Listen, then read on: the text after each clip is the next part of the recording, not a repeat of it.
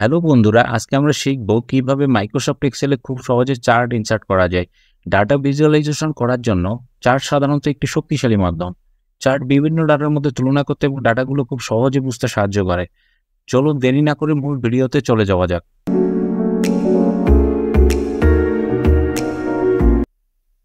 Chart insert করার জন্য প্রথমে প্রয়োজনীয় ডাটাগুলোকে সিলেক্ট করে নিতে হবে। তারপর ইনসার্ট ট্যাবে ক্লিক করে চার্ট অপশন থেকে যে কোনো একটি চার্ট আপনাকে পিক করতে হবে। যদি আপনি কনফিউশনে থাকেন কোন চার্টটি পিক করবেন, সেক্ষেত্রে রিকমেন্ডেড চার্টে ক্লিক করতে পারেন। রিকমেন্ডেড চার্টে এক্সেল আপনাকে কিছু চার্ট রিকমেন্ড করবে। এখান থেকে আপনার পছন্দ মতো একটি চার্ট পিক করুন এবং ওকে বাটনে ক্লিক করে দিন। আমি যে ডাটাগুলো সিলেক্ট করেছিলাম সেগুলোর উপর ভিত্তি করে সাধারণত এক্সেল আমাকে একটি চার্ট দিবে। এখন চলুন দেখে না যাক আমরা যদি কোনো ডাটা সিলেক্ট না করি সেই ক্ষেত্রে কি হয়। প্রথমে একটা এমটি সেল সিলেক্ট করলাম। এখন ইনসার্ট থেকে চার্টে যেয়ে নিজের পছন্দ মতো একটি চার্ট সিলেক্ট করে নিলাম।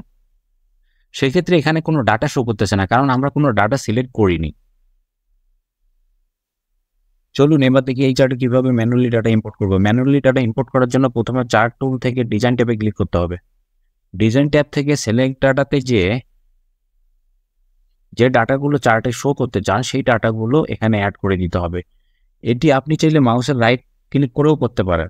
মাউসের রাইট ক্লিক করে সিলেক্ট ডাটাতে যেতে হবে। এখন আমরা এখানে আমাদের প্রয়োজনীয় ডাটা অ্যাড করতে পারি। এবার প্রয়োজনীয় ডাটা অ্যাড করার জন্য প্রথমে অ্যাডে ক্লিক করতে হবে। আমরা চার্টে যে ভ্যালু অ্যাড করতে চাই সেটির টাইটেল এখানে দিতে হবে। আমরা প্রথমে টাইটেলটা সিলেক্ট করে দিলাম।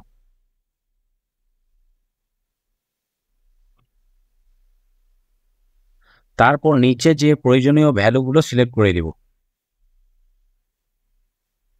এবার ওকে বাটনে ক্লিক করলেই চার্টে আমাদের ডাটাগুলো অ্যাড হয়ে যাবে।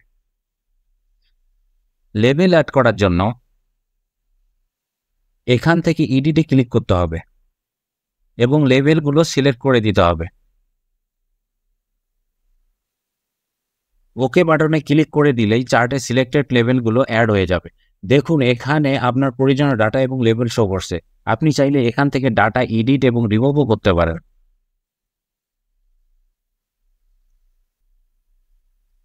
আপনি যদি এই চার্টটি দ্রুত করতে চান তাহলে প্রথমে চার্ট ডাটা রেঞ্জে ক্লিক করতে হবে। তারপর সবগুলো ডাটা সিলেক্ট করে ওকে বাটনে ক্লিক করে দিলেই এক্সেল আপনার ডাটাগুলোর একটি চার্ট তৈরি করে দিবে। আপনি চাইলে আরো দ্রুততম সময়ে এই চার্টটি করতে পারেন। আরো দ্রুততম সময়ে চার্টটি করার জন্য প্রথমে আপনাকে ডাটাগুলো সিলেক্ট করে নিতে হবে। তারপরে কিবোর্ড থেকে Alt+F1 প্রেস করলেই এক্সেল অটোমেটিক আপনার ডিফল্ট চার্টটি শো করবে। এখন কথা হলো আপনি কিভাবে ডিফল্ট চার্ট সিলেক্ট করবেন। ডিফল্ট চার্ট সিলেক্ট করার জন্য প্রথমে আপনাকে ইনসার্টে যেতে হবে।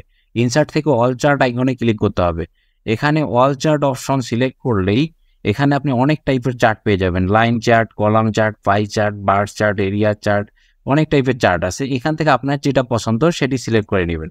সিলেক্ট করে এখন আপনার পছন্দের যে চার্টটা সেই চার্টের উপরে মাউসের রাইট ক্লিক করে সেট অ্যাজ ডিফল্ট সিলেক্ট করে দিবেন এবং ওকে বাটনে ক্লিক করে দিলেই এই চার্টটি সাধারণত আপনার ডিফল্ট চার্ট হিসেবে সেট হয়ে যাবে।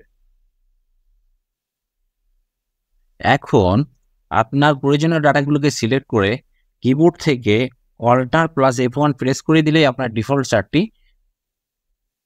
শো করবে। ওকে বন্ধুরা, আজকের ভিডিওটি এ পর্যন্তই। ভিডিওটি ভালো লাগলে লাইক দিবেন, শেয়ার করবেন এবং চ্যানেলটি সাবস্ক্রাইব করে আমাদের সঙ্গেই থাকবেন।